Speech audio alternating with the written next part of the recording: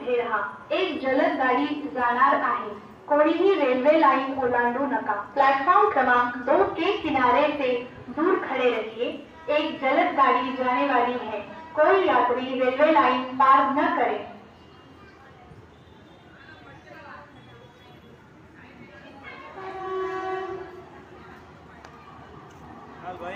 platform क्रमांक 2 च्या किनाऱ्यापासून दूर एक जलद गाडी